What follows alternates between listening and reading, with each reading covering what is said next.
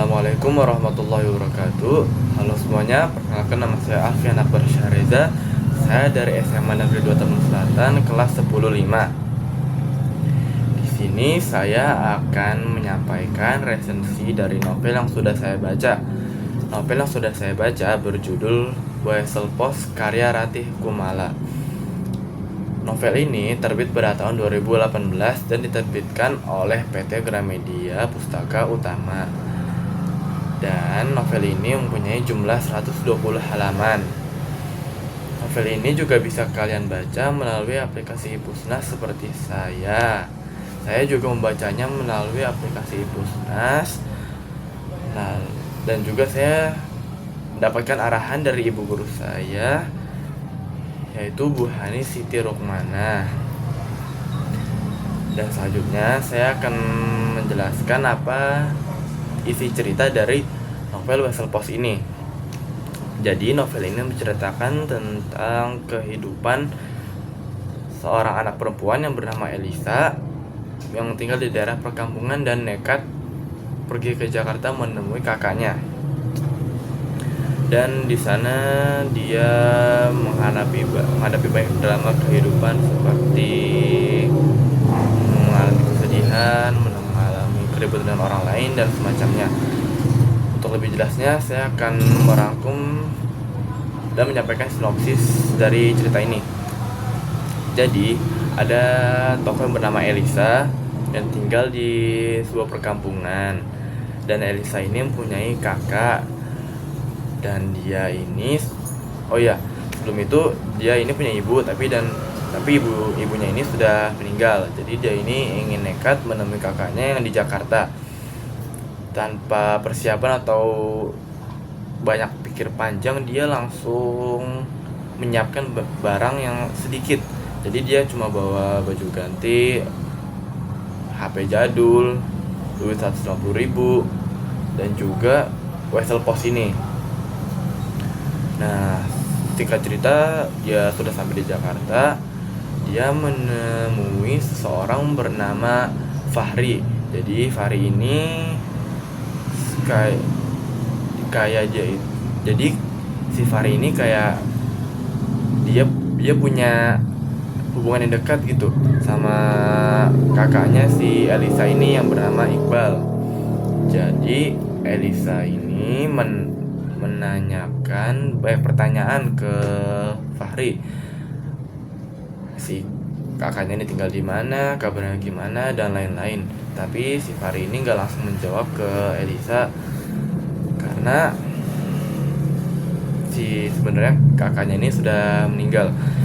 Nah, terus Elisa dibawa ke rumah susunnya Fahri untuk tinggal dan dikasih makan dan minuman.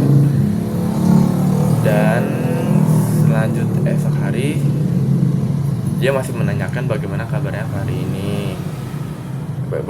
Bagaimana kabarnya kakaknya ini yang bernama Iqbal. Nah, singkat cerita, si Fahri ini langsung menceritakanlah ke Elisa bahwa abangnya ini udah meninggal.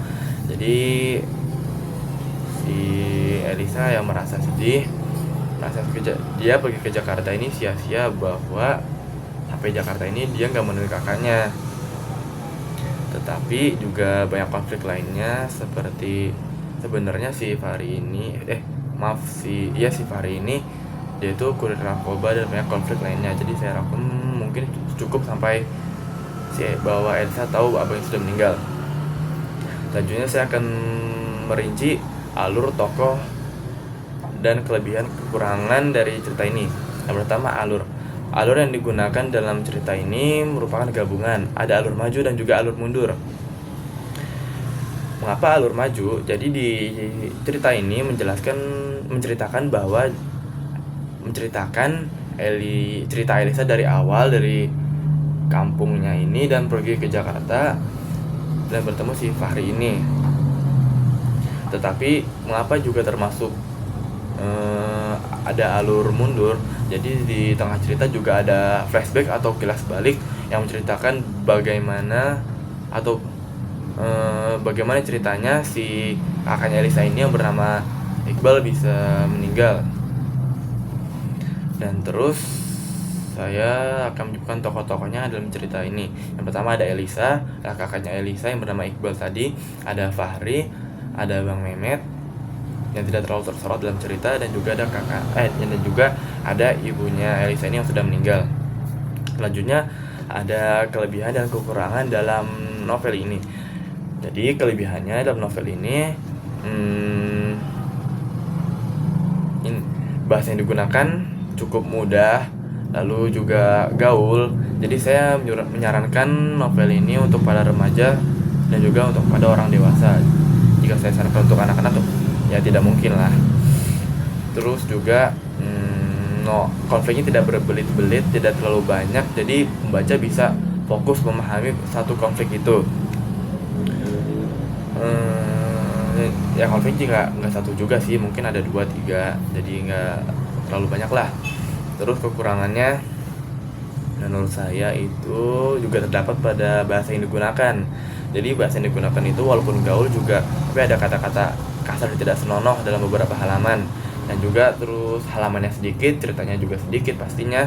Terus ya konfliknya juga terlalu singkat, kayak seperti yang saya bilang tadi, konfliknya tidak terlalu banyak. Mungkin hanya itu saja yang bisa saya sampaikan dari isi novel ini. Kurang lebihnya mohon maaf, dan jika ada salah kata, salah penyebutan, dan masih ada belibet dari perkataan saya, tolong dimaafkan. Wabillahi taufiq wal hidayah. Wassalamualaikum warahmatullahi wabarakatuh.